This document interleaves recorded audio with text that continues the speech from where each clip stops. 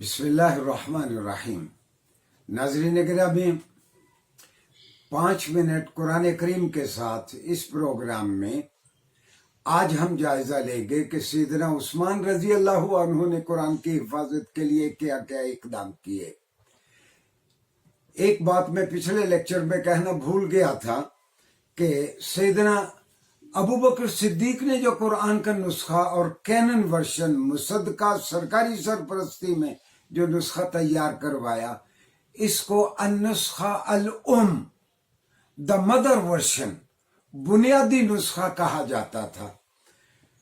لیکن رسول اللہ صلی اللہ علیہ وسلم کا ایک طرز عمل تھا، یہ میں آپ سے عرض کر دوں، دنیا کی ساری زبانوں میں ایک نیچرل فینومینا، ایک قانون فطرت ہے کہ جب لوگوں کا جغرافیہ بدل جائے تو ان کے گلے کا بیہیویئر اور ووکل کارڈز کا بیہیویئر بدل جاتا ہے۔ ایک جگہ پہ لوگ ایک لفظ کو اور انداز میں بولتے ہیں، دوسری جگہ پہ اسی لفظ کو تھوڑے سے اور بدلے ہوئے انداز میں بولتے ہیں۔ انگریزی میں بھی اسی طرح ہے۔ مثال کے طور پر کوئی لندن میں جاتا ہے، وہاں ایک لفظ اور طرح بولا جاتا ہے، وہ جب برطانیہ کے شمالی علاقوں میں اسکاٹ لینڈ میں گلاسگو اور ایڈنبرا جاتا ہے، اسی لفظ کو وہ کسی اور انداز میں انٹونیشن اور سٹریس بدل جاتا ہے۔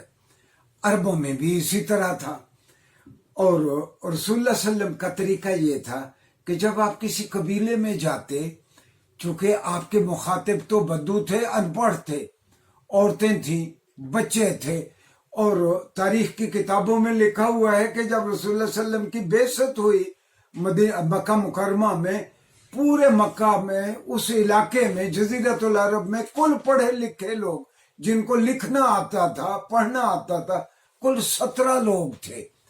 اس ماحول میں رسول اللہ صلی اللہ علیہ وسلم تشریف لائے، اور واضح رہے کہ جب کوئی نبی آتا ہے وہ لوگوں کو لنگوسٹکس یا لسانیات پڑھانے نہیں آتا۔ نبی تو ایک خدا شناس معاشرہ پیدا کرنے آتا ہے، ایسا معاشرہ جہاں فرد معاشرے کا استحصال نہ کرے، معاشرہ فرد کا استحصال نہ کرے۔ تو آپ کا طرز عمل کیا تھا؟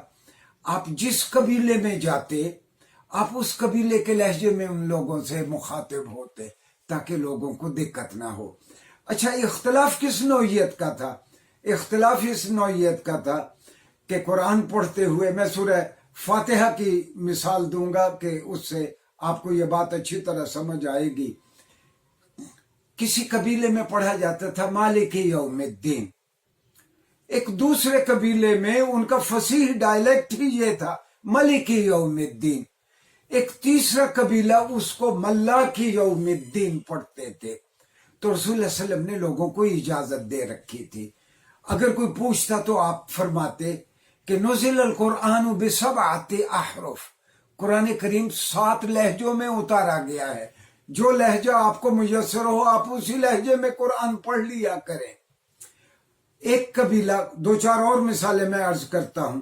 ایک قبیلہ پڑھتا تھا تسود وجوہ، دوسرا قبیلہ پڑھتا تھا تسود وجوہ، ایک قبیلہ پڑھتا تھا یعلمون، دوسرا قبیلہ پڑھتا تھا یعلمون۔ اور آپ سورہ غاشیہ دیکھیں، 30ویں پارے میں، لست علیہم بمسیطر، سواد کے ساتھ قرآن میں لکھا ہوا ہے، لیکن سواد کے اوپر ایک چھوٹی سی سین کا نشان بھی دیا ہوا ہے۔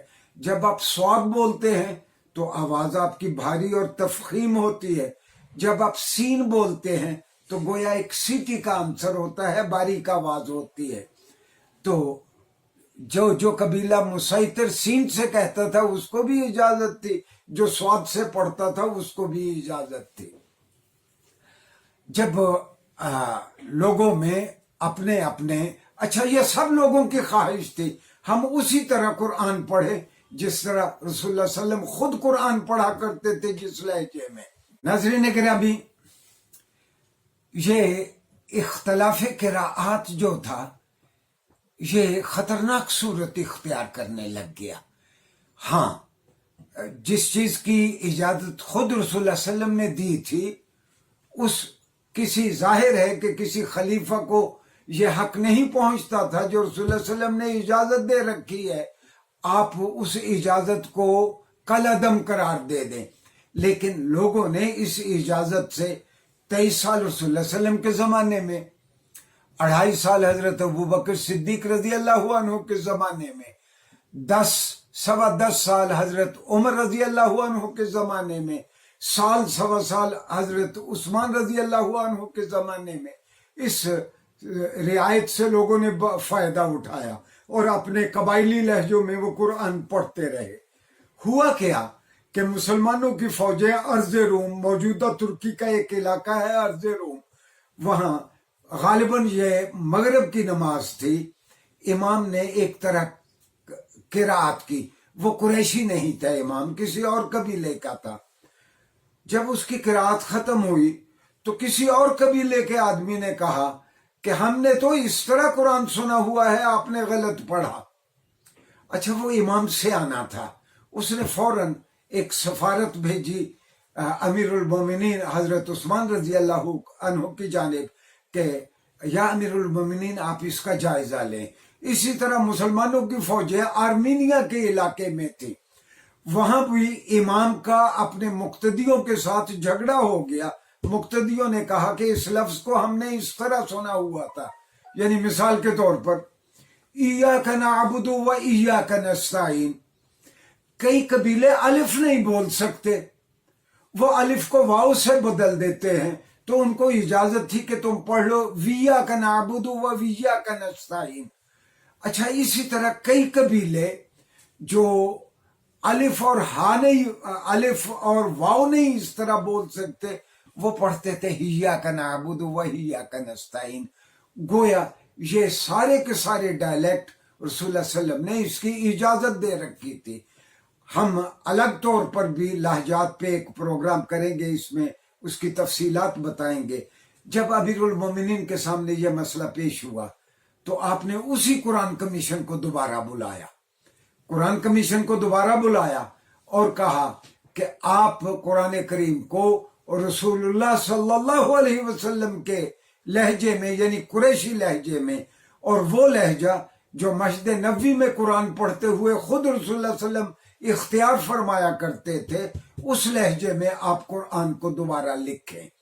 نیکسٹ لیکچر میں ہم جائزہ لیں گے کہ پھر حضرت عمر رضی اللہ، حضرت عثمان رضی اللہ عنہ نے اس کام کو کیسے پایہ تکمیل تک پہنچایا.